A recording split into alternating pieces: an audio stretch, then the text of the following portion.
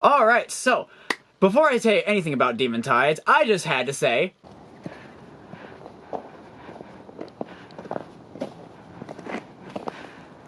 This is the greatest game that I've played in my natural life! What's up, guys? It is Insanity Biscuit here, and I'm back with another video after an incredibly long time. And there is a very special reason that I have this video out here, or I'm able to make this video. And it's today, we are going to be talking about Demon Tides. You know, the game that just came out, 3D platformer. I'll explain more about it in a little bit here. But basically, I was able to get a press release copy for this game, and I'm gonna mention something about that later, but I don't want to do that right now because I feel like I'm gonna get a little emotional if I do. My brother in Christ, cut the yapping and just get on with it. Let's get right into it. I mean, what is Demon Tides? So, the creator, Fabraz, was a, game developer. He's made a couple other games as well. I think Slime Son was one of them, as well as Bat Boy, which were two 2D pixelated games. Please correct me if I'm wrong here. I'm kind of just going off the rip with some notes here. So if I get any information wrong, please let me know. He's created these couple of games that were like 2D pixelated games as far as I'm concerned, and then made Demon Turf, which was his first 3D platformer game.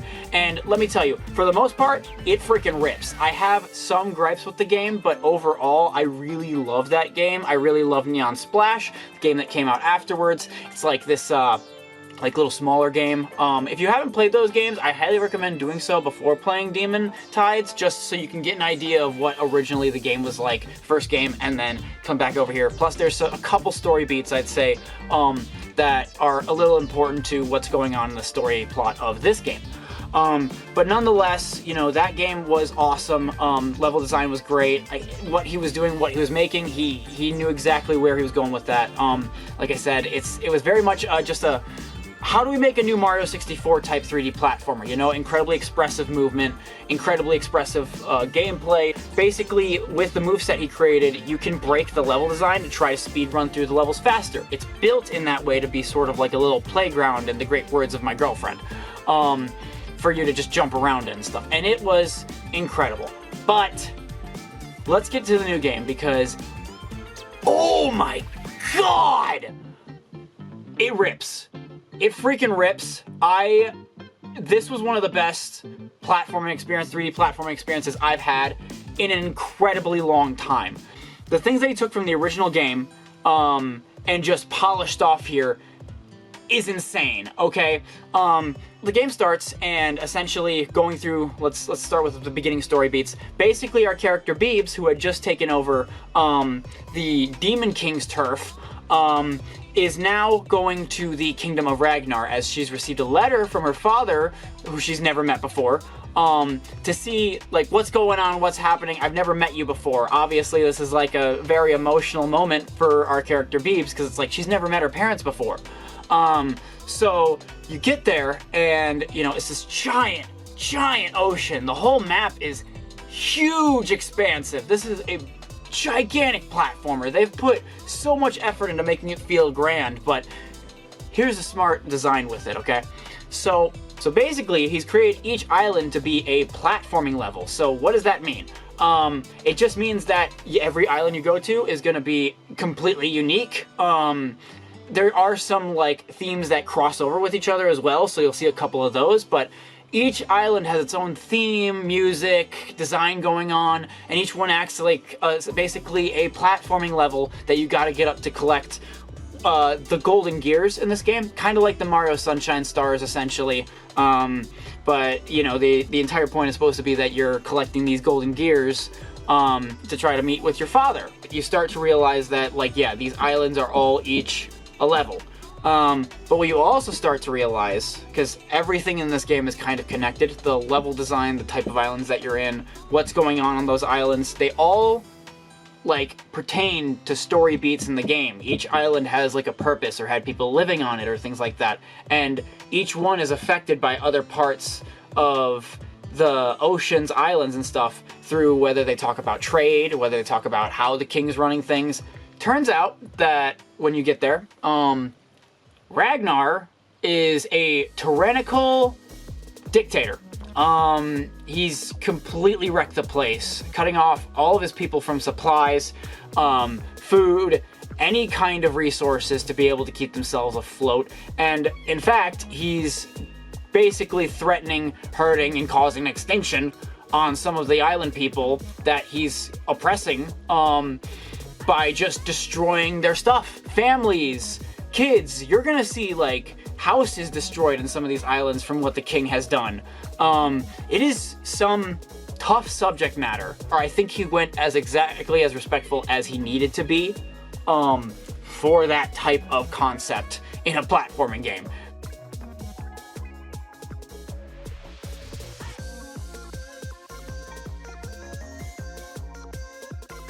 So, starting off with movement. The movement in this game... Listen up, okay? I understand. I'm a little out of focus here, but I had to get real close to this camera here so you understand how good this movement is. I don't think... Listen up one more time, okay? Did you hear me right, alright? This movement is gas! There are so many different things you can do. A lot of this inspiration of the movement itself is inspired by Mario 64. So you're gonna see your standard stuff from Mario 64. Wall jumps, normal jumps, the like little drift slide where you move one direction, then push the analog stick the opposite direction, and then you do that little like jump backwards that gives you a little bit of height. You have the triple jumps where you time each jump once you hit the ground. So you do 1, 2, 3, you know, that kind of thing. Wall running, wall jumps. I mean, you can climb on little grates. There'll be grates on the walls and stuff like that. And if you grab onto them, you can stick to them, you know. You also have like a long jump, sort of like Mario, you know, you hold like L2 and then hit the jump button and then you'll do a much longer jump, a vault, if you will. And that's just incredible. That in and of itself is great. But then he just amps it up even more. So you have...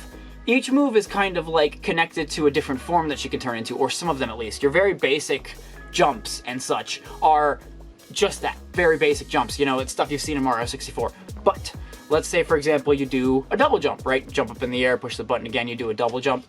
She doesn't just jump. She turns into a bat form, and that is her transformation. Or it's like the move, you know, she transforms into different things to be able to do a bunch of these different platforming movements. So she's got like a spin drill. I think it's a demon or something like that, but I honestly have no idea what kind of animal or anything it's supposed to be. It's cool though. It's a very welcome move because the way it works is when you like jump off of something, for example, right? You'll turn into this spin demon that can keep air for a couple seconds. So if you're moving forward, you can sort of course correct yourself on platforms with it, or if you missed a jump but don't want to make like a big longer jump, you can do this to just like inch yourself a little bit further onto that platform to be able to save yourself. These were things in the last game too, but I feel like he polished them off even more here. And then there's a snake form. Snake form is just straight up like, let's put some Sonic stuff in here, essentially. Snake form is like a rolling, kind of like fast-paced, speedy form, and this is one of the few that like you can stay in this form. The other ones, once you do the move and like it's over, she'll turn back to Beeps, but this one you have to push a certain button to be able to turn on the snake form. And with that snake form, you know, you can boost, you can go real fast. It is really, really cool, the level designs that like prioritize this, or even using the snake move outside of what it's actually supposed to be used for as well. All these things are just create just an incredible experience that I just love. But there's more. Dear God. There's more. And there are certain things that are level specific too, like poles that you can swing on for certain challenges.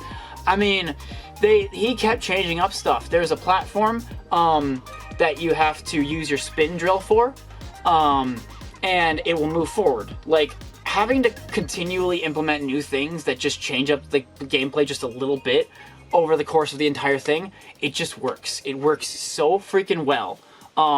It blows my mind how good this movement tech is. The two last things that I want to talk about with the movement options is two big things, honestly. First one is the thing that changes up, like, everything about this game, which is the badge system. So the way the badge system works is essentially just like it was in Demon Turf as well, but essentially, you can put pins on your character, and it will give you different movement options. It'll give you more moves to use, or you can change up the moves that you already have. I can't talk about all of them because there's literally too many to talk about. It's crazy. But what I can talk about is the few of them that I like, that I really, really appreciate. So, first one is the roller skates. The roller skates are just icing on the cake. You know, I'm a big fan of momentum platformers already, and this game does have momentum, but the roller skates add just that little bit more of momentum to it, because now when you use that boost button to boost forward, you can now like skate, and so like your running becomes far faster. So you lose some precision, but it's just a really cool one, man. As a fan of Sonic, love it.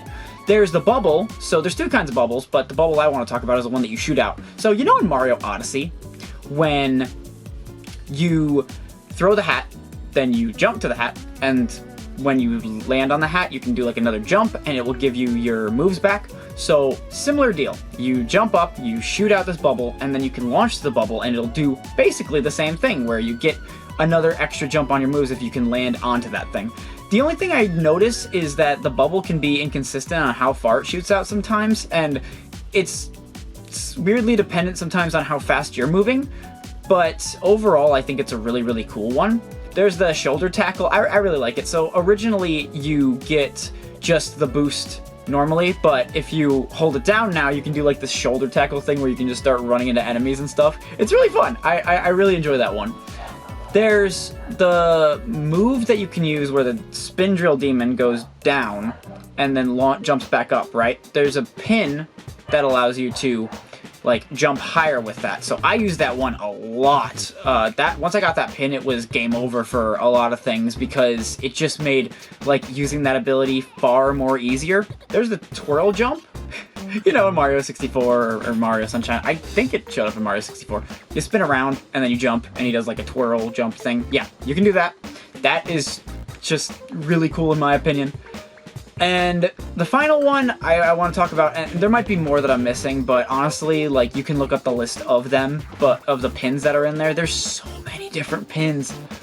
The last one I want to talk about is just the paraglider. The paraglider is just, in terms of like technical stuff, this is really, really cool, because the paraglider, it's not like Breath of the Wild. You do have like a little bar, but it's very short, so it's just to give you like a small bit of extra like distance, especially if you're going fast. And the thing is that you can use that paraglider in any form. So if you're in the bat form, activate the paraglider. You will grab the paraglider with the bat. You do it in the snake form, same thing. He even showed this off Fabraz when talking about the pin system in the first place. And props to him, man. Like, you could have just made it the paraglider and have it just be when Beebs is using it, but like, you can do it in any form, so like, that's just another move to chain on. A lot of these things are just to allow you to chain on to like other moves, and it just works so excellently, you know? And there was like a few comments I've seen across some videos, because I have been like looking at other reviews and stuff like that, that mention that it feels like it's too easy with that. To that I say that like the option of the pins is optional. So if you want it to be more challenging, then you can absolutely just not use the pins. Just need to say, like, I'm not trying to throw shade at any content creators or anything like that. The pin system, just in my opinion, it's an optional thing. So like, if you don't want to if you don't like that it makes it too easy, gives you too many movement options, you don't have to use it. And so I don't think that's necessarily a bad thing to give the option for these pins, because it's a really unique mechanic. But also, you don't have to use them. Final thing I want to talk about is the opticas. So what is an optica? I didn't know about the word beforehand. It might be an actual word, but who knows? This is dumb insanity biscuit talking. The opticas are like power-ups. You know, you go to an island, you find a power-up. It'll show like either the bat, the snake, or the drill. How these work, on those islands specifically, you can use these as an extra move, and the level is built around this extra move, but it's only like for that specific island. You can't take it off the island and use it somewhere else yet. The bat one allows you to take that dash that you can use in the bat form, and instead you can put it any direction and it will launch you. So there's the levels that require the bat optica are designed in a way that the platforms are much farther than where they were in levels that you don't need it. So now that Bat Optica is going to be necessary to be able to launch yourself in any direction. Kind of reminded me a little bit of like a 3D version of Berserk Boy's move. If you haven't played Berserk Boy, that game's phenomenal too. The Spin Drill Optica is my personal favorite. It's just, I'm a big fan of grappling hooks, man. So instead of doing like the down slam with the Spin Drill Demon, instead you can aim a grappling hook anywhere and just like stick yourself to it. So there was a grappling hook in the last game too, but I feel like this one just works out so much better because you can use it on like pretty much any wall you can think of. There's a distance, obviously. It's not like you can go forever with it, but it's utilized so well in the levels that it shows up in. I love it. Finally, there's the Snake Optica, and so the snake itself is like really cool on its own. You know, you run fast, but now you can wall run with the snake because before you couldn't.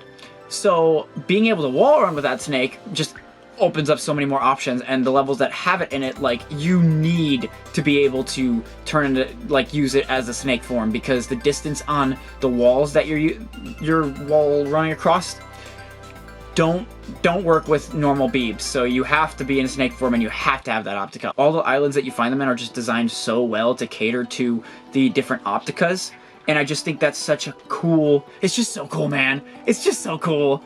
I keep saying it's cool, but man, it's a cool game. It's fun. There's not like one point in this where I was like, I'm not having fun. Like, I was having fun throughout the entire thing. It was a joy. And oh, costumes. So there are a lot of collectibles in this game, and you know, there's the pins that you can grab, but also there's costumes. And let me tell you, there's a lot of them. There is a lot of costumes. I cannot remember the names of most of them, but I will try to describe them as best as I can and put up visuals to be able to show you off some of them. There's like this like mechanical costume that kind of reminds me a little bit of Mega Man, themed off of Tridentarius's area. There is like this winter coat kind of thing. I think it looks sick. It just like fits like Beebs' character really, really well. There is the Neon Drip, which is like headphones. You got like these demon ears, and like the shoes and everything are just kind of like all like splattered in like neon rainbow colors, which is really, really cool. You can get like a hat, right? It's based off of another character, but it's a hat that has like a raincoat jacket on the back of it. I just genuinely think that's just such a fun idea for a hat. I've never seen something like that, and that's really, really cool. Also, if you have the full set of a costume, because every costume, I believe, has like the hair or the face part of it, and then the torso part of it. But if you like mash the two pieces together, then her idle stance changes. So like with the hat with the raincoat attached to it, you get like a sweater and some boots, and if you put that together, there's now a rain cloud that's like over your head that's like pouring down when you stand still for too long. And there's some other just like really, really cool ones. And also every time you get a costume piece, you can go to Lucy's shop. She like is a fashionista and can get alternate versions of them. So if you're not a fan of the color that like you have, there could be a separate option that you can really enjoy. Some of them aren't alternate colors. Some of them like take off a piece of the clothing. But I'm a big fan of costumes, man. Playing Spider-Man games is crazy for me because I switch costumes every 5 minutes. This one was no exception to that. I was switching costumes so often, especially when I got like a new piece. I was like, I gotta wear this for a while and see how I feel about it. So the costumes on my character never stayed consistent, and I think that was good because I wanted to switch costumes. They were all so detailed and pretty. It's so good. And the level design. The level design caters this so well. It does not matter what island you are on. There is going to be somewhere on there that you can use this movement tech to be able to like break the level design to get through it faster, or just be able to like speed through this no problem with the most amount of movement you've ever seen in a game. I mean, there's other games obviously that have good movement as well, but this one kind of really hones itself on that idea of this level is essentially a playground. Figure out how to get through it as fast as possible. Here's a path that might be good, but you might be able to find something out better. It's great. Let's talk about the different challenges that are in each island, because what would a platformer be without having some challenges to meet, or things that you have to collect, or a certain goal? So the main purpose of this game, or the main collectible is these golden gears that you need to sort of get around to the different sections, because this coral reef has popped up that are separating and cutting off people from each other. There is gear pieces, so instead of just do the platforming challenge, get to the gear, you're going to find sections where there are 5 gear pieces located around, and so you have to collect all of them to put it together to make a gear piece. And so levels are usually set up around that idea, so it's not just like you just place them anywhere. Like, the levels are designed for this one. Really, really fun. I really, really appreciate it. There are the baby kappas. So when I think of a good fun challenge, I just think to myself, I want to chuck a baby. Let me explain. So baby Capernians are located around the area with moms, usually somewhere else in different islands. Like, a bunch of different islands are gonna have this. And you sort of just, you pick them up. If you remember in Mario 64, there's like the baby penguins. Similar idea. You pick them up and you gotta like traverse the level to be able to get to the next area. But of course, if you're carrying the Capernian, it takes away some of your moves. So either you have to figure out how to traverse it differently to get him to where he needs to go. Or there are certain sections where there's a platform on the other side, but it's too far for you to get to when you're holding the kid. So you just gotta chuck him. You hold the R2 button, there's just an arrow, and you're just like, alright baby, I'm sure you're durable, and just chuck it. There was a couple instances where the chuck child button takes over the boost button. So I have the Capernian in my hand, and I jump on a grind rail, and I'm like, okay, well, I'll just boost, I'm sure it works, and then I just threw the child off. Father help! And it felt like one of those like movie moments where it's just kind of like, I betrayed you. I'm sorry. I didn't mean to. Please forgive me. Those are actually really fun, especially since, like, as you go along, the Capernian babies change up. So the normal ones just kind of like, you know, you lose your moveset. The ones in Shira's Peak are inflatable, so their heads get really big and you can use them to float. And the ones that are in Thuintir can shoot fire. When you grab them, you start getting attacked by enemies and you can just shoot fireballs out. So they kind of work like a power-up instead of just like trying to carry the kid. It's a really good way to make me want to do these, because it's just like, oh man, I gotta carry another kid around. But no, these ones with the these ones that like inflate and stuff like that are just really cool. There's ring races. You end up finding a ring. You go through it, and then it's like ring race, and then it gives you a certain amount of time, and then you have to follow the pathway that's created by these rings to be able to traverse the whole thing, and it'll usually unlock a chest or something like that. Pretty effective, especially like a lot of times it will do like a reverse of the complete opposite of how you're supposed to traverse the level originally. So it really mixes it up and you really gotta think. I really appreciate all these. They definitely got my heartbeat racing a little bit, but they were incredibly effective for what they were supposed to do. There's also Mr. Mint, and I don't, he feels like if you took the craziest parts of humanity and just kind of shoved him into one dude. He says some crazy things. But like Mr. Mint is essentially like the guy that provides challenges, so throughout the game you're going to be on the islands and he'll be hidden somewhere. He's got a little like portal, you pay 100 items and then you can do his challenge, and that'll either give you a costume or a badge. But he's just the right amount of like weird, you know. There are the ghosts. The ghosts are like, you'll find them in certain islands. Usually they're in like more like secluded areas, or the areas that you'll find a bit like on the darker side of themes. You'll find this orb and it'll be like, you need to take it to the altar, and so you grab it, and then suddenly there's a ghost chasing after you that looks akin to that one guy from My Hero.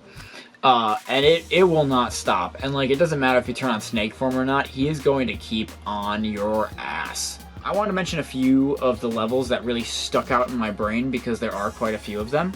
There's Vindra's Mill. You put a platforming area with windmills, I'm gonna be happy. I love windmills. I don't know why, but they're always a good aesthetic in this game. It's like this big white and blue kind of area that's got a bunch of paths going up that you can use and walls to run on, but there's just windmills everywhere and you can just traverse through all of them. Oh man, it's so good. It's so good. There's Tridentarius' factory. This area is a little interesting because you're trying to get up it. but the only way to get to the top of it is by going to different islands around the area, and there'll be machines that you have to break to be able to open the doors to get further up. So that was really cool. There's also this like top-down section where you don't lose any of your moves, thankfully. There was the red forest in like the Shiver Peaks area, which is just a giant like island where the grass is all red. There's like a river going across it and all the trees and stuff. Some of them are cut down, and so you use them to platform up.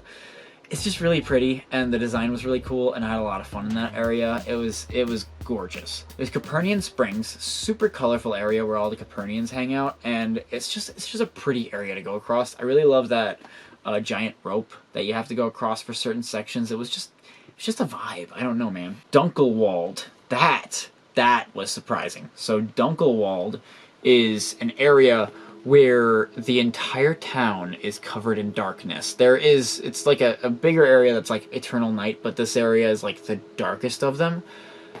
And it genuinely made me feel uneasy, which was a good thing. Like, it was supposed to be creepy, and he effectively did horror in this game, where I was like, I'm genuinely scared. And this is part of the reason this game became one of my favorites, is because he effectively did horror. There's this looming feeling over the area that's completely dark and just devoid of anyone being there. Any civilians that you find around are covered in shadows. And when you try to talk to them, something's very off. They can't talk, they're shivering, you don't know what's going on. There is a weird entity of red that appears out of nowhere in this one section of the island, and it will just scream at you. It can't hurt you, you can't touch it, but it will fly past you, scream, go up into the air, and suddenly change shape. It's a very strange location. And finally, there's this bell. So let me put this to you. Let me give you the imagery. I'm walking along. Suddenly, I notice a bell above me. I think to myself, oh, I must have just missed that when I was walking around, so I decide to climb up it. Suddenly, I realize this bell is moving. There's a weird creature walking around, just completely covered in stone with the bell, and it's just walking over the place. It's huge, and you have to climb up it, try to get one of the treasures. This area is mysterious, it's strange, it gave me incredible unease, and also there's like a Jeff the Killer reference in here too, which is really funny. You open up a chest and then Jeff the Killer just pops up. I mean, it's not exactly him, but if you look at it, you're like, I know what you're referencing from Fabraz, I see you there. Final area I want to talk about, and this was another one that was so starkly shocking, but I loved it. You go to this little island, I can't remember the name of it, but there's a big hole in the ground that you go up to a couple people that are talking about it, and they mention the Yunhan, who are a race of people that lived in Ragnar's Rock long before anyone else was there. And apparently this hole was used when a plague was ravaging their people, and they had to put their sick down there so that they don't get infected, which is incredibly dark in general. I did not expect that in a platformer, but it does it so well. And then you fall down, and it's a very long fall, but you slowly hear the music just ease out into this weird, ominous noise as you fall past this green clouds into this giant abyssal area that just does not feel right. There's skulls everywhere. The dread is just leaning over everything, and it is just so effective in making you feel despair in these areas. It is so effective in what it does, and I very much appreciate when a platformer goes from like super colorful to like, what happened here? These levels are just amazing. I mean, they all are, but like the ones where he takes a complete switch up, it's just so effective in my opinion. Finally, I want to talk about the story beats of this game, because that's pretty much the final thing that we got to do here. And you know, I've been mentioning it throughout the game about like what's going down here. So, you know, throughout the game, at the start at least, you end up hearing about this girl named Runa. And she's basically part of the revolution for Ragnar, and so like very early on in the game, after you start like getting a sense of what your like main goal is in the game, you end up meeting Bruna. And let me just tell you, muscle mommy, sorry, muscle mommy, sorry, muscle mommy, sorry. She's incredibly, like, not aggressive, I'd say the word, like strong-headed, you know, and just love that as a character trait in general. And it helps that she's hot. I'm not gonna stop mentioning that. Why'd they have to make her so hot, okay? And so she tells you about the golden gears, right? And so you have to go around to collect the golden gears, but also you have to take down Ragnar's champions. So first one is Jester. I've talked a little bit about him, some of the like goo areas that he has. You have to go around to Jester's different factories and take them down, break all of his machinery and stuff like that, you know, just go around and cause some mayhem. And he gets pissed, obviously, so we're gonna talk, you know, bosses as well. His boss fight's really, really cool. Like, all of the boss fights, the music is just bangers, honestly. Like, you get a whole, like, rap, for, Jester. And he has, like, a spin wheel, that he spins to choose, like, the attack he's gonna hit you with. And so he has, like, these different, like, fake versions of him, and you have to hit the real one, or he starts shooting lasers and stuff like that. You beat his ass, obviously.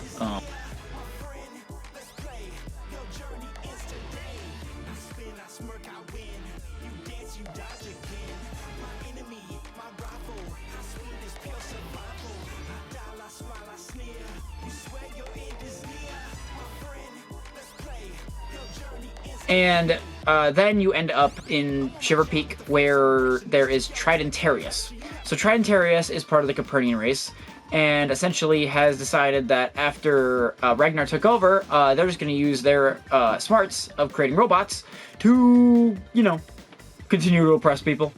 Well, you don't, you know, it's not like it's just a casual thing, like, but Tridentarius, like I said, Copernican that's created a bunch of machines and stuff. So throughout the island, you'll also see Tridentarius's machinery, which is like these things called Gearzerkers. Again, cool rap that goes along with them, but there's a bunch of different versions of them. There's a mace version, there's one that shoots a bunch of bullets at you, there's one that's like a drill kind of thing, and as you go along, you'll start finding combinations of these bosses. They're very small ones. I thought they were really fun. You're just dodging around the stage of this like barrier when you find them in the level. Beat them up, you know, get a gear out of them. Really, really cool. But then you get to, you know, Tridentarius' section, get almost all the way to the top, and there is another Gearzerker that you have to take down. I don't know if it's the hardest one. I think that might be in Thuintir, but beat its ass again. And then you go down this elevator, and now you're being chased by a giant chum. I think that's what it's supposed to look like. It's supposed to look like one of the chum monsters, but just like a big version of it. And so you're being chased by this thing while this wicked like electrical music that sounds like it's glitching occurs. And it's rad. I mean, there's not really anything else I can say. It's rad. Just let the visuals speak for themselves. It's cool. I love it. It's great. And also, Tridentarius drops one of the hardest lines I've ever heard in a 3D platformer. I mean, aside from like maybe like some Sonic games and stuff like that. But the line is, "Why lament among the fallen when you can rise above them?" Which is just, hello? You're just gonna drop a raw line like that in this game? Yeah, absolutely raw, coming from something that looks like that. And then the final area is run by the Thuintir. You know, Shiver Beak is run by Tridentarius. Thuintir is run by Rock, and Rock is your brother. He's the one that sent you this letter to begin with, to try to convince you to join them or what have you. And then, surprise, surprise, Beebs doesn't want to oppress an entire ocean full of people. So now you're going through this process of like trying to convince him that what Ragnar did, what Ragnar forced him to do, is terrible. It's not their burden to deal with. And what burden is that? I'll get to that in a second. But Rock's fight compared to the other ones feels a lot more like, you know, emotionally driven. The music kind of compels that too, but like throughout it you see dialogue that is just pertaining to the fact that Rock has kind of been forced into this like general position. to like keep people in prisons and stuff. And I happen to notice that like rocks, like specific areas, because like each ocean section has islands that are specifically for that champion. Rocks areas feel like he did not put much effort into it, and I feel like that's purposeful. Like the prison, for example, that he's holding people in, it's really easy to get up and unlock like the cages to that, and he just kind of sits there and lets you. And it just sort of feels like it purposefully that he didn't put as much effort in because his heart's not in being this general for King Ragnar, his father. And, you know, near the end of the boss fight, it very much conveys that with Rock, because now he's sort of starting to realize that you didn't just abandon them, because, like, the whole thing was that they feel like they're abandoned. And why is that? Why do they feel like they're abandoned? So let me just skip a little bit and we'll get back to Rock. But the reason they feel abandoned is because, and the whole reason Ragnar's doing this, is Ragnar used to be married to the goddess of wind, Vindra. They had 2 kids, Beebs and Rock. But one day, while Ragnar is at their house, you find like their abandoned house before he went all crazy and I'm going to take everything. Turns out that Vindra took Beebs and just left. Like left Rock there, just up and disappeared, then dropped her off as a baby in Forktown, which is where Demon Turf takes place. Just left her there. So you're obviously not only confused about like Ragnar himself, but also Vindra. What the hell happened with her? Where is she? But because, you know, you disappeared, Vindra disappeared, Ragnar goes crazy. He's like, if I cannot have her, I'm going to have everything else. And he really took that to heart. Like you've seen throughout the entire video, he took that to heart. It's, man, I'm gonna say this once, and that's it. Man can't get no more pussy, so he takes over an entire ocean. So where's Vindra? What happened with Vindra? Why did she leave with Beebs? So once you collect all the gears in the entire game, there is the last area above Ragnar's castle, because the whole goal is to get to Ragnar's castle and beat his ass. Vindra's skies is above Ragnar's castle, and just a heads up, you have to do all the memories before the gate opens to get through Vindra's skies. And Vindra's skies, I think, is supposed to be like the hardest part of the game. It's like all different assets from all different levels, all stacked in a way to make a very incredibly challenging section to get through. Music is rad, platforming is challenging. 10 out of 10. You get to the top and you find what appears to be a statue, old church maybe, that is like a altar for Vindra of the Wind. And then Vindra, your mom, just shows up and is like, hey, hi there, my Gale. And it's like, apparently Vindra named her Gale before she chose the name Beebs. And Vindra just up and says basically that she picked up Beebs, left her there because she thought she wanted to be free like Vindra, because Vindra's the wind, so the wind has to be free.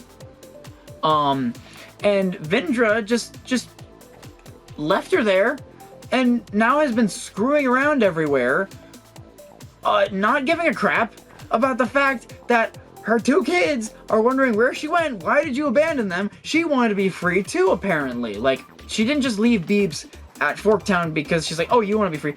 Vindra left Ragnar because she wanted to be free. That's it. She just didn't want to be a mom anymore. That's literally it.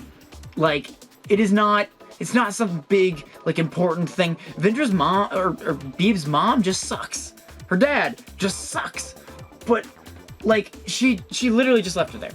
And when you confront her about this, when you're like, you left us, all the destruction going down on there, you ignored everything because you just want to be praised up here in the sky and not have to deal with anything, she's just starts comparing you to your father and then blasts you out of her church. And that's the last you see of her. That's it. You go up there trying to figure out anything, and it just turns out both her parents just suck. And it's not done like, terribly. I know I'm smiling a lot and excited. It's a really good story plot, but it really does this in a way where it's not trying to be funny. It's a serious topic of a father abusing a son after going through a traumatic experience. The mother just abandoning them because she just didn't give a rat's ass. It's done so respectfully in that sense for a story like this in a 3D platformer, and it blew my mind. So, anyways, back to Rock. You beat Rock, and then you get the rest of the gears to go up to Ragnar's Castle. Ragnar's Castle's cool, because it's got all the invisible walls from, like, some other challenges in the game, but it's, like, the hardest section of them, you know? You have to, like, get his gate open to his throne room, so you do the challenges, go through the whole thing, unlock the lever, and then you get to him. And, let me tell you. This boss fight, 2-star, hand okays? Perfect? I think this is a perfect symbol. I don't even know, man. But you get to his throne room, he's basically uninterested in hearing you out at all. He just doesn't care.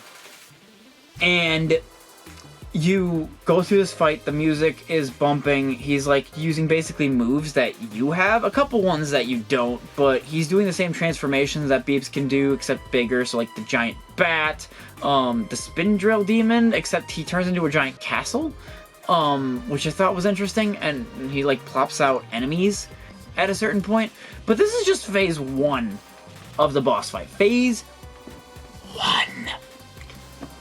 Once you beat that, the castle starts shaking, everything starts getting destroyed, and just a quick little, like, point before I continue on.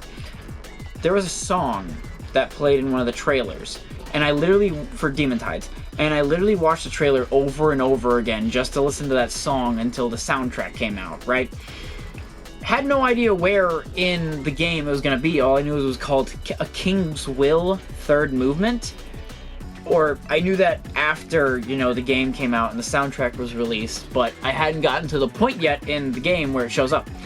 So, Ragnar gets pissed. He's like, "You made me do this, you know? What a little bitch, you know? Can't even take responsibility for his own actions. Who thinks you should be a king, you stupid shit?"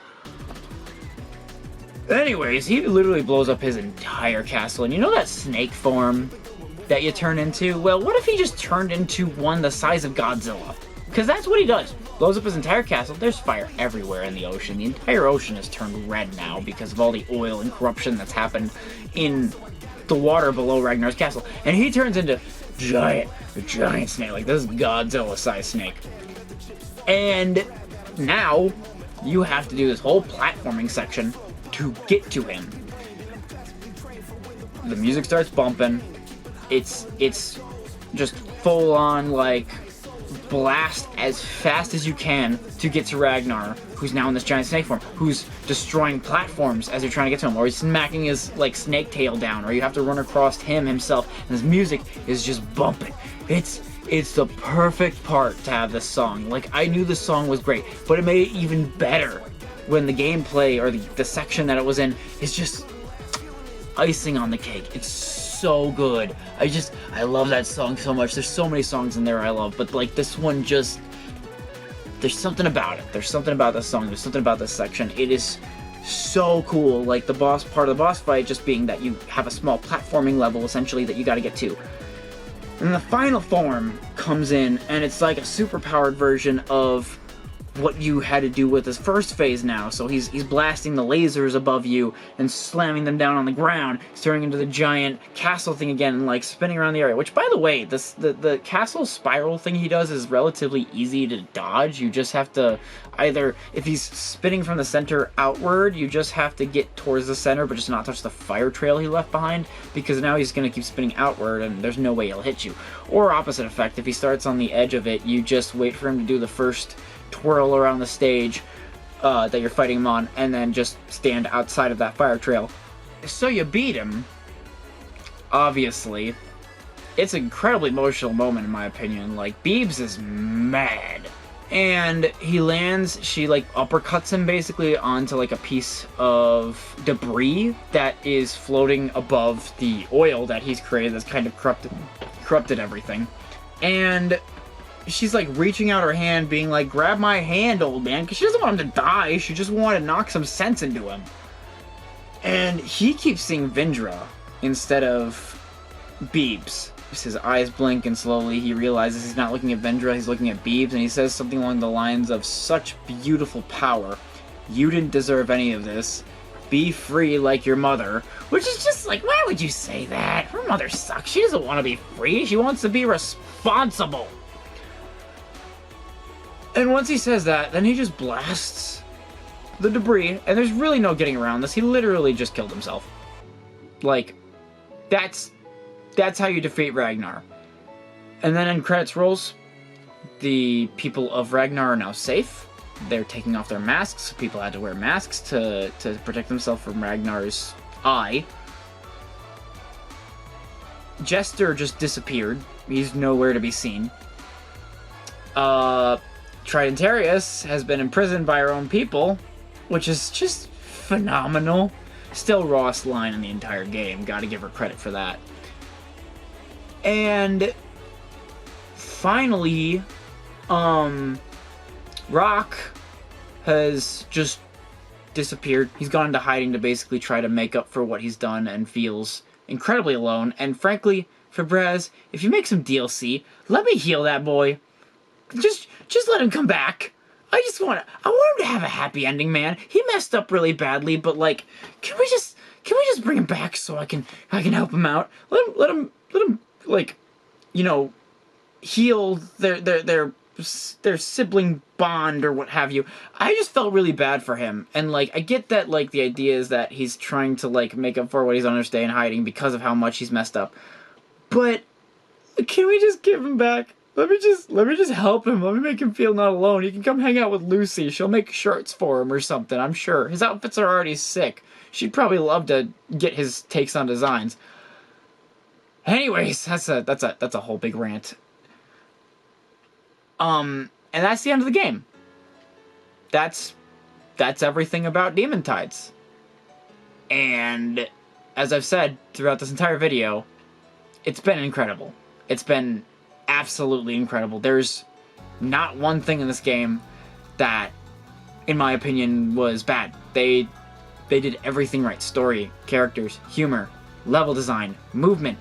It's all there. And it feels so good to flow through all these. The only thing I can think of as a complaint is near the beginning of the game. This is really the smallest thing. Well, okay, two things. So near the beginning of the game, three things. Okay, they're not bad. They're not like, it's not game breaking or anything. If Fabraz is watching this game's phenomenal. The three things that I have are very minuscule. But one, someone mentioned, is near the beginning of the game and anywhere in like Jester's area where all the group is at, especially when Beebs is wearing her normal costume, it's incredibly hard for people who are colorblind to be able to play those sections because she does not stand out from the background with the character color design in her normal outfit. And at the beginning of the game, in the first part, you're in the goop, and so I guess some people I saw in comments were mentioning the fact that they're colorblind and they can't play it because they can't see Beebs. So that's a thing. That's one thing. Once you 100% like the entire game, there's the Opticas in the game that are like, you know, the superpowers or what have you. You can get those as badges for 100%ing each area. You can get a badge that gives you the Opticas, you know, the Snake Optica, the Grappling Hook, or the Super Boost. They're like slightly nerfed versions of them, which is fine, because like the ones in the islands for the Opticas were incredibly overpowered. But you can get 100% on that, but then after once you've 100% of the game, I haven't seen a way that you can like start the game again with all your pins. And so, like, you can speedrun, I guess, with the badges that give you the Opticas, but, like, the game's already over with. Like, there's not by that point, you're done with everything, so it's really just speed running that you can use the badges for, as far as I'm concerned, and when you start the game over again, you lose all the badges. So, it just makes that part's a little frustrating, because it's like, once you get all the badges, I would have hoped that you could get, like, a New Game Plus that allows you to, you know, replay the game with all of your badges and costumes. That way you can have your whole full setup from the get-go. That would have been cool. Finally, there's no boss rush or way to replay bosses except for Ragnar. Like, once the game is finished, basically you complete it, it just cuts to right before you beat Ragnar. So you can explore the islands and stuff like that. But there's no, like, boss selection mode. And, like, there's some people that I want to show the bosses to before recording this. But unfortunately, that wasn't the case scenario because there just wasn't a boss rush mode. And again, these are very, like, it's quality of life stuff for the most part, but it's not necessary to make the game. The game itself was incredible. Everything about it was great. And that's really, like, my own complaints about it. And so, the last thing I want to say, essentially, is that when Fabraz was putting out the applications for a free press pass, I had made a video in 3 years. The last video I made was Spark the Elect Jester 1, and that was 3 years ago. And I you know, I took a shot in the dark and, like, put my name in there, put my stuff in there, expecting nothing. And come, like, February 15th, you know, a few days before the release date, I checked my emails and he sent me a copy. And, you know, as someone who's just a small little YouTuber who hasn't even made a video in that long, he sent me a copy for free. They sent the code. And it just, I know probably wasn't like this much thought into it, but for me, it felt like, you know, being trusted to properly review, like, this guy's game as a small YouTuber who barely has anybody. And that just meant the world to me, that he trusted me enough to give me a copy of the game. It really, I'm just so thankful, really, that I had the opportunity and that I got this game. Like, I've been waiting for this game for 2 years, and then you send me a free copy of it for reviewing. It just, it really does mean a lot. So I just want to thank Fabraz for giving me this opportunity to be able to review this amazing, amazing game.